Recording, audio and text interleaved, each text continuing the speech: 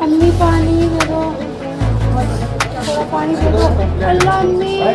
एक कटर ऐसे मारता है वो, फिर एक कटर यहाँ पे मारता है, फिर ऐसे मारने जाता है, मैं उसका हाथ पकड़ लेती हूँ, ये हाथ मेरा वो पकड़ लेता है, फिर ऐसे ऐसे मारने लगता है।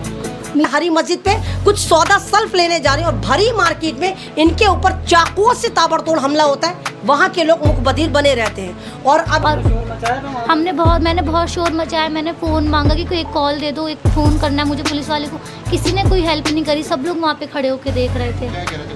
क्योंकि ओखला में क्या जंगल राज चल रहा है, वो कहाँ है? वो बड़ी बड़ी जो तंजीमें हैं, वो बड़ी बड़ी NGO जो हर वक्त चमकने का काम करती हैं, कहाँ है हमारे इलाके के पार्षद, कहाँ है हमारे इलाके के विधायक? मैंने माना। हेलो, आदाब, नमस्कार दोस्तों, मैं अभी मौजूद हूँ बटला हाउस में।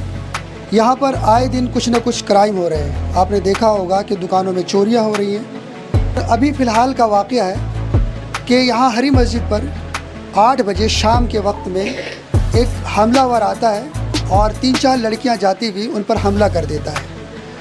और वहाँ पर बहुत भीड़ होने के बावजूद भी कोई बोलने वाला नहीं, कोई रोकने वाला मौजूद नहीं रहता और ना ही कोई रोकता है। तो इन हालात में वो किसको पुकारे, किससे फरियाद करे? उसी लड़की से हम मिलने आए हैं उनके घर पर, उनसे बातचीत करके जानने की कोशिश करेंगे। हमारे साथ अहमद रिजवी जी भी मौजूद हैं, उनसे बातचीत करेंगे। सबसे पहले उन्होंने इस आवाज़ को बुलंद किया था और पूरे ओखला को, अभी आपको भी जानकारी होगी शायद, तो हम उनसे मिलने आए उनके घर पर और उस लड़की से भी बात करेंगे और अहमद रिजवी से भी पहले बात करते हैं और जानने की कोशिश करते हैं कि क्या मसला है और कहाँ तक ये मसला पहुँचा और उसका हल कैसा होगा। उनके यहाँ पेरेंट्स भी हैं, हम सबसे बात करके आप तक पहुँचाते हैं। मौजूद हैं सोशल एक्टिविस्ट अहमद रिजवी। अहमद रिजवी, ये आपके ओखला के अंदर बटला हाउस में हरी मस्जिद के पास शनिचर के दिन एक केस होता है जिसमें किसी लड़की के छुरी मार दी जाती है, जिसके लिए आपने आवाज़ उठाई। और तो क्या उसका पूरी डिटेल है, किसी को मालूम नहीं है, क्यों ऐसा हुआ, ज़रा सा उसके बारे में आप खुलकर आप बताइएगा। शुक्रिया IKN और शुक्रिया क्या नाम है तमाम इस अकेडमी स्टेशन, शुक्रिया रेस्क्यू रूट, आप तमाम लोगों का शुक्रिया कि आप इस मुद्दे को यहाँ कवर करने आए। 29 तारीख में मेरे पास एक कॉल आती है, एक लड़की है जो बहुत डरी हुई है और बहुत बुरी तरह रो रही है। मैं उससे पूछती हूँ कि तुम मुझे कॉल क्यों कर रही हो? अननोन नंबर से मैं मोस्टली कॉल नहीं उठाती। तो वो कहती है कि मेरी बहन के चाकू से हमला हुआ है। मैं समझी बोले ऐसे कैसे, मतलब किसी पर चाकू से हमला हो सकता है? फिर मैंने कहा कहाँ रहती हो? उसने कहा मैं हरी मस्जिद से बात कर रही हूँ, मेरी बड़ी बहन के ऊपर चाकू से, कटर से हमला हुआ है। तो फिर मैंने उसको डांट के कहा, मैंने कहा ज़रूर किसी लड़के का चक्कर रहा होगा। तो उसने कहा नहीं, ऐसा सीन नहीं है, हमारी दोस्तों में आपस में लड़ाई हो गई थी। जिस लड़की से लड़ाई हुई थी उस लड़की ने हमें इंस्टाग्राम पे भी SMS करा था कि मैं अपने भाई से तेरा कत्ल करवा दूंगी। तो इन्होंने इस बात को सीरियस लिया नहीं। जब इन्होंने मुझसे कांटेक्ट करा तो फिर मुझे यकीन फिर भी नहीं आया कि हमारी ओखला में हरी मस्जिद पर 29 तारीख में 8 बजे चलती हुई मार्केट में कैसे कोई चाकू जनी कर सकता है। मैंने इनसे कहा प्रूफ भेजो। इसने मुझे ट्रॉमा सेंटर की एक वीडियो भेजी, जो इसकी बहन जो है वो बेड पे पड़ी हुई है, अम्मी पानी करके रो रही है और हाथ पे बैंडेज के बाद भी पूरा बिस्तर जो है वो खून आलूद है, पूरा खून पड़ा हुआ है। यानी ट्रॉमा सेंटर की वो तस्वीर, वो छोटी सी वीडियो है, इसने मुझे भेजी। फिर मैंने उसकी पूछा, मैंने कहा चाकू किसने मरवाया है? तो इसने कहा कि कोई औरत है, रुखसार नाम है, वो अभी भी अस्पताल में आके हमें धमकियाँ दे रही है कि मेरा भाई तुम्हें छोड़ेगा नहीं। और हमारी पुलिस में अच्छी सेटिंग है, मुझे नहीं मालूम कि पुलिस में इनकी अच्छी सेटिंग है या नहीं है, लेकिन इसकी जो बहन है रुखसार, वो ये कह रही है कि हमारी पुलिस में अच्छी सेटिंग है, हम अपने भाई को खुद सरेंडर कराएंगे और सरेंडर कराने के बाद हम 24 घंटे में उसकी ज़मानत ले भी लेंगे।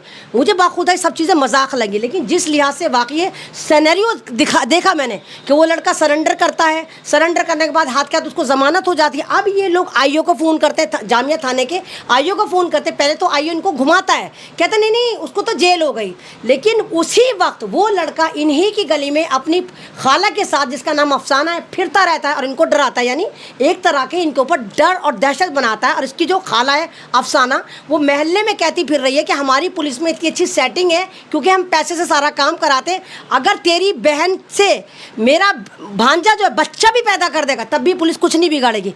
मतलब आप इस बात की सीरियस समझ रहे हैं, संगीनी समझ रहे हैं?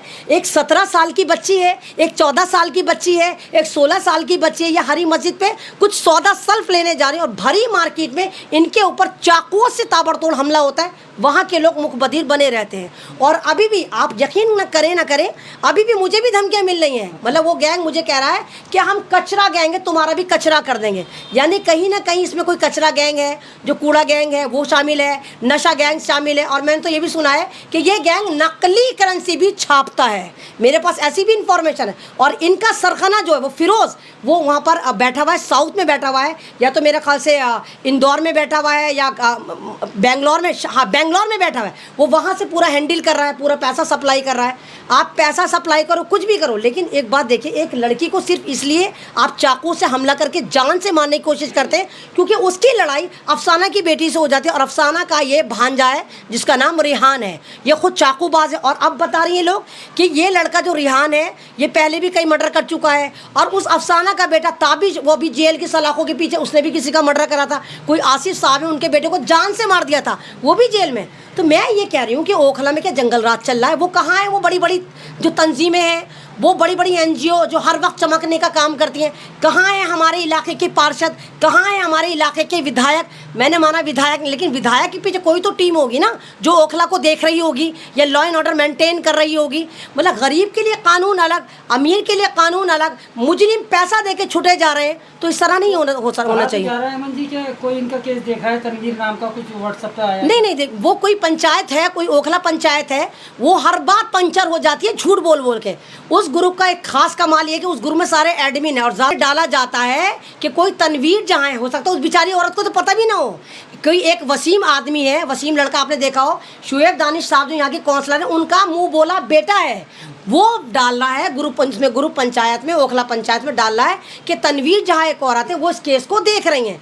तनवीर जहाँ हो सकता है उनको पता भी ना उस केस के बारे में। मतलब लोगों से बात करी, इन्होंने कहा हमारे पास तो किसी तनवीर जहाँ का कॉल नहीं आया, किसी वसीम की कॉल नहीं आई, किसी काउंसलर की कॉल नहीं आई, किसी एनजीओ वाले की कॉल नहीं। हमने तो सिर्फ आपसे ही कांटेक्ट करा और लगातार हम आपसे ही बात कर रहे हैं। आप बात करिए, छोटी बहन है इसकी ये खुशी, इसने ही मुझे कॉल करी थी। पूछिए इससे क्या तुम्हें किसी मदद मिली? लेकिन लास्ट में मतलब उस दिन क्या हुआ था जब आप मार्केट गए थे, मार्केट में गए बटला हाउस की, तो किस काम से गए थे और उस टाइम पे क्या हुआ एकदम जो आपके ऊपर हमला हुआ? मैं, मेरी बहन, मेरी एक मामू की बेटी और एक फ्रेंड, हम चारों जा रहे थे। तो उसके 4-5 भाई चौक पे खड़े रहते हैं। वो दूर से दूर तक कहीं नहीं था।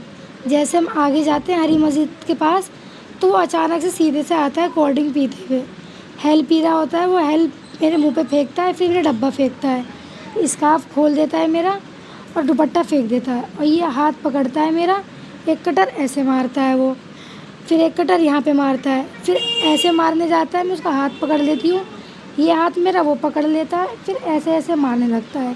मेरी बहनें हेल्प के लिए चिल्लाती हैं, मोबाइल मांगती है, कोई नहीं देता। इतनी पब्लिक देखती है। उसके भाई को मैं भागती हुई अपना हाथ यहाँ से हरी मस्जिद के पास थोड़ा आगे आती हूँ। उसके भाई को मेरी कज़न बोलती है कि आपके भाई ने इसको मारा। वो बाइक लेकर जाता है और अपने भाई को बैठाकर भगा देता है, छुपा देता है ले जाकर। आपके साथ कौन कौन लोग थे? मैं थी, मेरी बहन, मेरी मामू की बेटी और मेरी एक फ्रेंड थी, बस हम चारों थे। वो जो लड़के थे वो कहाँ के थे, यहाँ के थे कहीं और के थे? जी यहीं ओखला के ही हैं, हरी मस्जिद के पास ही रहते हैं। आप लोग उनको जानते हैं? जी मेरा कोई ख़ास रिश्तेदार वगैरह नहीं है। उसकी कज़न से मेरी लड़ाई थी। उसकी कज़न ने बोला था कि मैं मर्डर करवा दूँगी। उसका सगा भाई जेल में है, जो आरिफ अंकल के बेटे को मारा था। जी वो जेल में है। तो ये लोग सोच रहे हैं कि वो जब मर्डर मार सकता है तो ये सब भी मार सकते हैं। इससे एक बड़ा भाई समीर है, उससे पहले उसने मुझे मारा था, अब रिहान ने हमला करा है। अगर आज में समीर ने मारा था, इसी बात पे मारा था। वो उसकी बहन ने बोला था, तशरीका ने, कि समीर भाई से पिटवाऊंगी। पहले उसने मुझे मारा था, फिर अब रिहान ने कटर मारा। तो और कह रहा था तो कोई ऐसी गलती जी मेरी तरफ से कोई गलती नहीं है। और बोला मैं तो बच्चा हूँ, अगर मर्डर भी करूँगा तो 3 महीने में आराम से मेरी बेल हो जाएगी। कितने साल का है वो बोलता है कि मैं 14 साल का हूँ, 15 साल का हूँ, मुझे जल्दी बेल मिल जाएगी। उसकी तो उस टाइम 3-4 जब आप पर हमला हो रहा था, जी। भीड़-भाड़ उस टाइम थी वहाँ पर? जी बहुत पब्लिक थी, बहुत। पब्लिक थी तो पब्लिक ने आपको बचाया नहीं? जी नहीं, मैं चिल्ला रही थी। जब मुझे कटर मार रहा था, मेरे खून उबल रहा था ऐसे ऐसे, मैं अपना हाथ बचाकर फिर भागी वहाँ से। फिर मेरी बहन जी नहीं, किसी ने नहीं हेल्प करा। एरिया जो है वो काफी रश हुआ एरिया होता है। जी किसी सब देख रहे थे खड़े होकर, लेडीज से जेंट्स तक सब देख रहे थे, लेकिन किसी ने मेरी हेल्प नहीं करी। कहाँ लगी आपके चाकू? हाथ से इसको बताइए जरा। यहाँ पे लगी हाथ है में कहाँ लगे? और यहाँ पे लगी है। पूरा गोल काटा है और पूरा लंबा काटा है। 50 टाके हाथ में आए। 50 जी और 6 टाके यहाँ पे आए और यहाँ पे मारा है जी। तो आप क्या चाहती हैं? मैं कुछ नहीं चाहती, मुझे इंसाफ चाहिए बस। इंसाफ के लिए मुझे रखो आगे, मुझे इंसाफ चाहिए। आज को थोड़ा सा मारा है, कल को मर्डर कर देगा। मेरी फैमिली है, मेरी और बहन है, मेरे मामू को धमकी देते हैं, मेरे मामू रात में आते हैं, उसके ज़िम्मेदार कौन होगा फिर? इन पे तो पैसे हैं, पुलिस तो पैसे खा रही है, उनका तो कुछ भी नहीं है। सारी तो हमारी है, खतरा तो हमें है, डर तो हमें है। सबसे पहले आपने किसे कॉल करी, फिर किसने आपकी आवाज़ उठाई? जी मैंने मैम को कॉल करी थी। अमन रिजवी जी को? जी, इन्होंने मेरी आवाज़ उठाई, इन्होंने बोला कि मैं सपोर्ट में हूँ, मैं आगे तक लेकर जाऊँगी। मैम हमारे सपोर्ट में शुरू से अंत तक है और आगे भी रहेंगी, और आपको कोई नहीं उनसे है। उम्मीद है? अभी तक कहीं से कॉल आई? किसी नेता की कॉल आई? किसी नहीं, पार्षद किसी की की कॉल भी आई? कॉल नहीं आई, किसी ने किसी की help भी नहीं की अभी तक? नहीं, किसी ने भी नहीं करी। आप लोगों ने पुलिस में कंप्लेंट करी? जी वो आए थे, आईओ कंप्लेंट वहाँ पे आए थे जब मैं ठीक हुई, वहाँ पे हॉस्पिटल में बयान लिया उन्होंने। बयान लेने के बाद कहने लगे, एक वीडियो बनाया, कहने लगी वीडियो में ये बोलो कि मैं ज़्यादा कुछ नहीं बोल सकती, मेरी तबीयत ख़राब है। मैंने वीडियो में बोल दिया, फिर वो चले गए वहाँ से। फिर मैंने मतलब आप कुछ बोलना चाहती थी वहाँ पर? जी, उन्होंने मुझे बोलने नहीं दिया। फिर उन्होंने मुझसे आज बोला कि मैंने पकड़ लिया है, तो मैंने बोला अभी थोड़ी देर पहले देखा है, तो उन्होंने बोला कि जज साहब ने बेल दी होगी, हमने बेल नहीं दी, हमें नहीं मालूम। इतनी बात हुई, उन्होंने कॉल काट दिया। आप लोगों ने फिर दोबारा कंप्लेंट करी इनके पास? जी नहीं, दोबारा कंप्लेंट नहीं करी। जब यहाँ से सुनवाई नहीं ले रहे, यहाँ की पुलिस सारे पैसा खाकर छोड़ देते हैं, तो और पुलिस क्या सुनवाई लेती? सब पुलिस तो मिले हुए होते हैं। FIR तो हो गई थी ना? जी FIR हो गई, 307 लगता, कॉपी नहीं है? 307 लगता, लेकिन 358 लगाया ऐसी छेड़छाड़ का। ये तो हाफ मर्डर हो गया ना, कटर से मारा है तो। जी उसके बाद भी आपको धमकी मिल रही है? जी, धमकी मिल रही है। सब जगह घूम रहा है, देख रहा है, घूर के मेरी गली से आना जाना कर रहा है। अगर चढ़ जाएगा मेरे घर पे, दोबारा मारेगा तो कौन बचाएगा? फिर पुलिस पैसे लेके छोड़ देगी, मेरी जान पे खतरा है ना। मेरा तो आना जाना बंद हो गया सब जगह से। मैं काम करती हूँ, मुझे हर चीज़ पे खतरा हो गया है। आप बस अभी क्या इंसाफ, करती हो? स्टूडेंट हो क्या हो? नहीं मैं काम करती हूँ, जॉब करती हूँ। जॉब करती जी बस मुझे इंसाफ दिलवा दीजिए, इंसाफ चाहिए। जी। उनकी छोटी सिस्टर भी यहाँ पर मौजूद है। जी तो आपने क्या देखा उस टाइम जब इन पर हमला हुआ? आप क्या कहेंगे, क्या देखा था आपने उस टाइम? वो आता है एकदम से, मेरी सिस्टर की वो दुपट्टा उतार के एकदम से मारने लगता है। वो हमें भी मारता, हम एकदम से भाग जाते हैं। और वो बहुत ज़्यादा नशे में था, वो गाली वाली भी बकने लगा, और मारने के बाद वो डायरेक्ट गली में भाग जाता है। अचानक ही हमला किया उसने? उसने अचानक ही हमला किया। उसके कांटेक्ट में और था, उसे पीछे से कोई सपोर्ट कर रहा था। हम जैसे गए तो उसे किसी ने कॉल मिला के बताया कि हम आ रहे हैं, और वो एकदम से आता, वो अटैक करने लगता है सिस्टर इससे पहले आपकी कोई रंजिश थी? नहीं, वो एक लोग थे या 2-3 थे ये बता दीजिए। वो वहाँ से तो वो अकेला आ रहा था, लेकिन उसको उसके भाई ने कॉल वॉल करके बताई कि हम आ रहे हैं। उसके बाद उसने अटैक कर दिया। उसके बाद हम वहाँ से रिटर्न आए, उसका एक भाई था शेरू, हमने उससे कहा कि इसको चाकू लगी, हॉस्पिटल लेके चलो, तो वो बाइक घुमा के अपने भाई को लेके भाग जाता है। वो हमारी हेल्प नहीं करता। और आपने शोर मचाया था वहाँ पर? मैंने बहुत शोर मचाया, मैंने फ़ोन मांगा कि कोई एक कॉल दे दो, एक फ़ोन करना है मुझे पुलिस वाले को। किसी ने कोई हेल्प नहीं करी, सब लोग वहाँ पे खड़े होकर देख रहे थे। क्या कह रहे थे? कुछ कहा उन्होंने? कुछ नहीं कहा, किसी ने फ़ोन नहीं दिया। मैं रो रही हूँ कि फ़ोन दे दो, मुझे कॉल करनी है। किसी ने कोई हेल्प नहीं करी, सब देख रहे थे वहाँ पे खड़े होकर। जैसा आपने बताया कि दुपट्टा वगैरह खींचा, फिर उसके बाद जी। वापस चाकू वगैरह मारा। तो इतना सब कुछ होने के बाद भी किसी ने आगे कुछ बढ़ने नहीं किया, सब लोग खड़े होकर देख रहे थे। बहुत सारे लोग थे, बहुत, किसी ने हेल्प नहीं करी, सब लोग वहाँ पे खड़े होकर देख रहे थे। जी, हरी और ये मस्जिद के टाइम पास। कितना होगा? और टाइम 8 बज रहे थे। 8 बजे। जी अमन जी, ये बहुत बड़ी बात बताई है इस बच्ची ने कि मतलब इतने सारे लोग होने के बाद दुपट्टा खींचा जाता है, वहाँ पर चाकू और कटर चला दिया जाता है, बचाने कोई नहीं आता, फ़ोन करने के लिए, कॉल करने के लिए फ़ोन तक नहीं देते। नहीं ये देखिए, वो ये तो बेशर्मी की इंतहा है। उससे ज़्यादा बेशर्मी की इंतहा देखिए कि आयु साहब वहाँ पे ट्रॉमा सेंटर जाते हैं और कहते हैं कि वीडियो में ये बोलना कि मैं कुछ बोलने की स्थिति में नहीं हूँ, जबकि ये लड़की कुछ बोलना चाहती थी। और फिर इस पर तो डायरेक्ट कत्ल का मुकदमा है ना, ये तो हाफ मर्डर ही हो गया ना, और हल्की सी छेड़छाड़ की दीफा लगा के छोड़ दिया जाता है।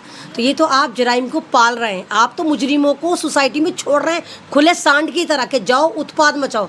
आज इसके साथ अब ये घर से तो नहीं निकल सकती, जब वो टंडेली करता इनकी गली में फिर रहा है। ठीक तो कह रही है, कितनी देर लग रही है सीढ़ियों पे चढ़ के, यहाँ घर में घुस के कत्ल करके चला जाए, आपके बार वो पुलिस को 1 लाख पकड़ा देगा भाई, क्योंकि ये सुनने में आ रहा है कि 50,000 रुपये देके इन लोगों ने थाने से ज़मानत ले ली है। तो अब के मर्डर करने के बाद 1 लाख ले लेगा। अभी छोटी बहन है, ये बहन है, मम्मी है, इनके मामा हैं, ये तो गरीब परिवार है। तो क्या गुर्बत इतनी आम हो गई कि कोई भी नशेड़ी गंजेड़ी जितने जराइम पेशा लोग हैं कि शरीफों की ज़िंदगियों को ऐसे मसल के चले जाएंगे और कोई नहीं बोलेगा। तो यहाँ पर लानत पूरे ओखला के ऊपर है। और यहाँ की आवाम जो बेहिस आवाम है, जो बोलने को तैयार नहीं, और वो आवाम जो एक्टिव आवाम है, जो अपने आप को कहती है कि हम यहाँ के नेता हैं, हम यहाँ की एक्टिविस्ट हैं, वो बोलने को तैयार। तो इससे ज़्यादा लानत हो ही नहीं सकती। चमकिए, ज़रूर चमकिए, लेकिन मुद्दों को उठा कर चमकिए। इनको इंसाफ दिलवाइए, इनसे पैसे इनके आगे पूछिए कि इनको किसी चीज़ की ज़रूरत नहीं है। आपको मालूम है कि ट्रॉमा सेंटर वालों ने 4 यूनिट ब्लड के 30,000 रुपये बता दिए इनको। 30,000 रुपये का इनको बिल बना कर दीजिए। कहाँ से देंगे 30,000 रुपये? 30,000 रुपये का मतलब इनके ऊपर हमला हुआ, इनको मारने की साजिश करी गई। और ये सरकारी अस्पताल इसलिए जाती क्योंकि इनके पास इतना पैसा नहीं होता कि प्राइवेट अस्पताल में चले जाएं। इस छोटे से कमरे में ये परिवार रहता है, किराए पे रहता है। 30,000 का 4 यूनिट का बिल बना दिया है। अब ये लड़की पड़ी हुई है, इसकी दवा का खर्चा, इसकी दवा का खर्चा, खाने का खर्चा, वो खर्चा। दूसरा, एक जहनी तौर पर ये लोग बीमार हो गए अब कि अगर घर की सीढ़ी उससे उतरेंगे तो हमें कोई भी मार सकता है।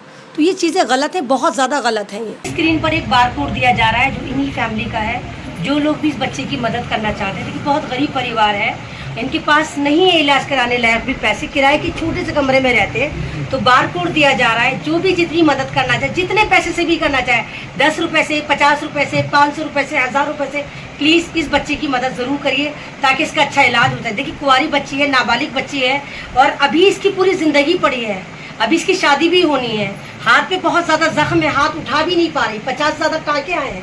तो जो भी इसकी मदद करना चाहे, जिस लिहाज से करना चाहे, ये देख के कि हमारी बेटी हो सकती है, हमारी बेटी जैसी है, तो प्लीज़ बारकोड पर इसके लिए ज़रूर मदद करें। शुक्रिया। खून चढ़ा था आपको? कितने जी। यूनिट खून चढ़ा? 4 यूनिट चढ़ा है। 4 यूनिट खून जी। चढ़ा है। पैसे ऐसे कितने लग गए?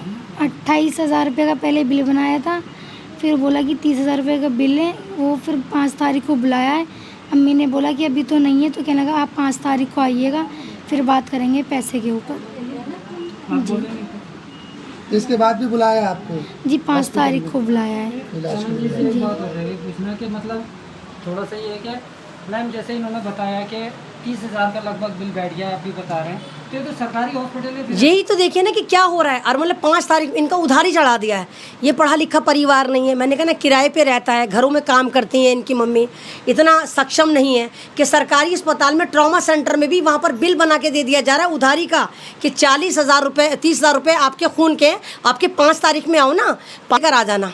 तो कहाँ से लेकर जाएंगी ये? और भी इलाज होंगे इनके? अभी तो टाँके इसके कटे भी नहीं, टाँके लगे हुए हैं, टाँके कटेंगे भी। प्राइवेट अस्पताल की इनकी हैसियत नहीं है, सरकारी अस्पताल में ये पैसे उधारी कर दी है, तो कोई इनकी मदद तो कर नहीं रहा। मैं तो नहीं मानती कि ओखला में लोग इतने भी सक्षम नहीं है कि दें। 100 रुपये करके भी जमा करना शुरू करेंगे तो 30-40 रुपये ऐसे जमा हो जाएंगे।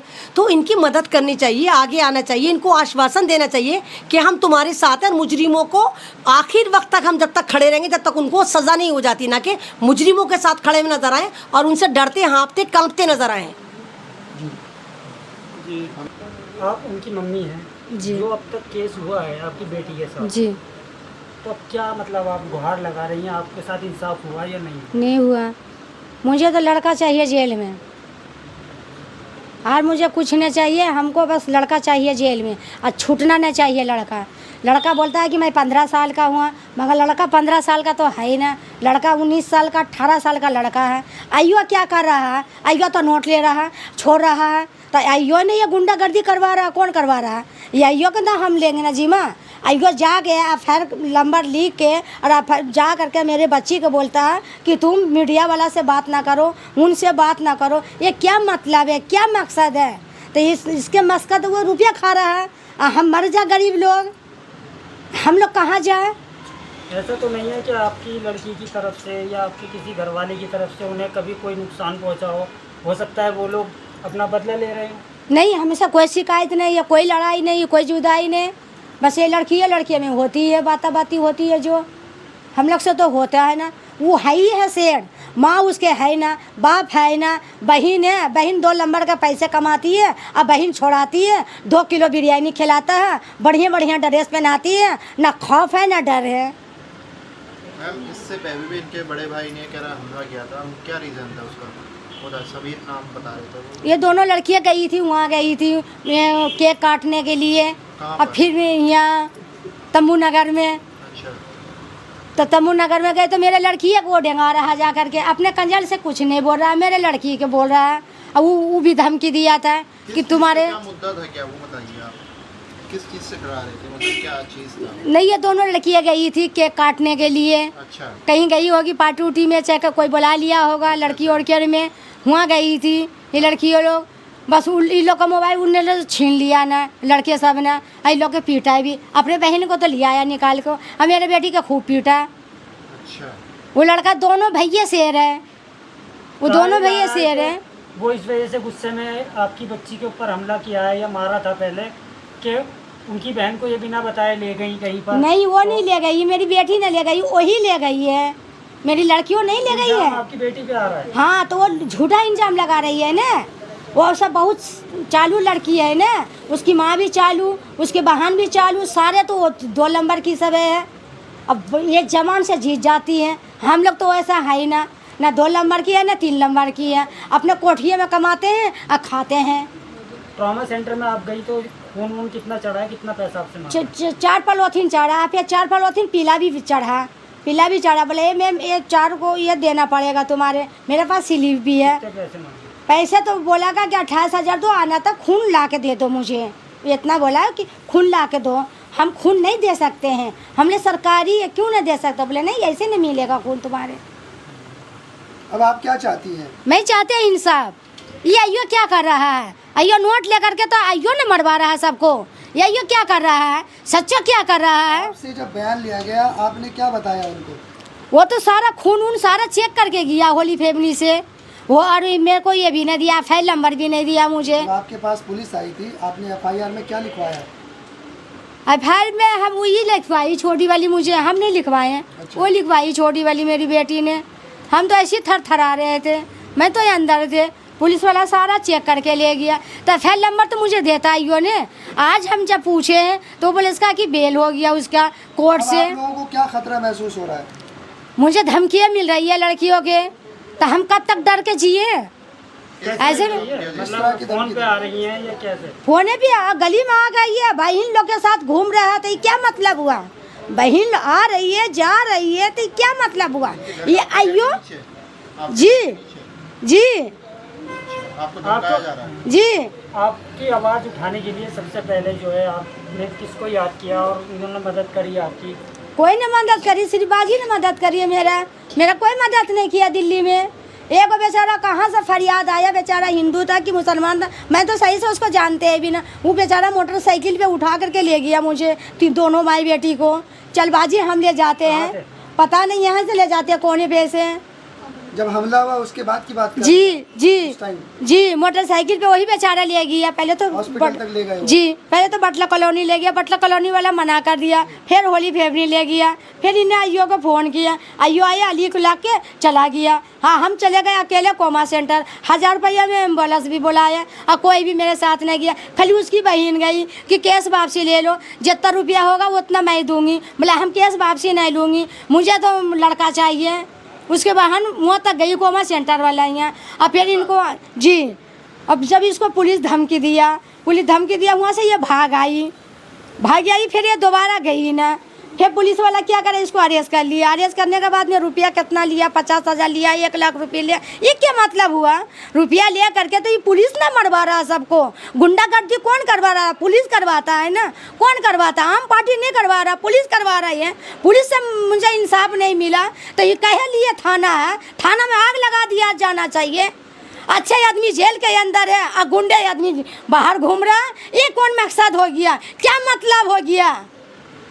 सोचा था आपसे पूछना। अमन जी, कहा यह जाता है, जैसे बच्ची ने बताया कि 14 साल का लड़का है, सज़ा नहीं होगी, तो इस चीज़ को लेकर क्या मतलब, ये पहले भी छोड़ दिया गया है नाबालिगों को, तो उसका फ़ायदा उठाया जा रहा है? देखिए, अब फैमिली तो ये कह रही है कि वो 14 साल का नहीं, क्योंकि स्कूल में तो पढ़ता नहीं, नशेड़ी गंजेड़ी है, गलत काम करता है, मर्डर करता है, नशा सप्लाई करता है, लोगों को परेशान करता है, चाकू मारता है, तो ये तो 14 साल का नहीं। हाँ, आधार कार्ड बनवा लिया उसमें 14 साल का है। लेकिन दूसरी बात, अगर वो 14 साल का भी है तो जब वो चाकू मार रहा है, वो कत्ल कर रहा है, वो नशा सप्लाई कर रहा है, वो धमकियाँ दे रहा है, वो लड़कियों के साथ गलत काम कर रहा है, तब तो वो 14 साल का नहीं है। लेकिन जैसे ही सज़ा का प्रावधान आता है तो कानून कहता है कि 14 साल का है। ये कहाँ से है, जब चाकू चला रहा था वो 14 साल का नहीं था, उसको नहीं पता था कि वो मर्डर करने जा रहा है, उसको नहीं पता था वो किसी लड़की को परेशान करे। अभी भी उसकी फुप्पी जो कहती फिर रही है कि मेरा जो बेटा है रिहान, जो मेरा भांजा है, वो इस लड़की से मेरा बच्चा भी पैदा कर देगा। मतलब बच्चा पैदा करने तक उसको तमीज़ है 14 साल के बच्चे को, ये तक धमकी दे रहे हैं कि तुम्हारी बेटी से बच्चा पैदा कर देंगे, यानी कि इसका रेप करेंगे, उससे बच्चा भी पैदा कर देंगे,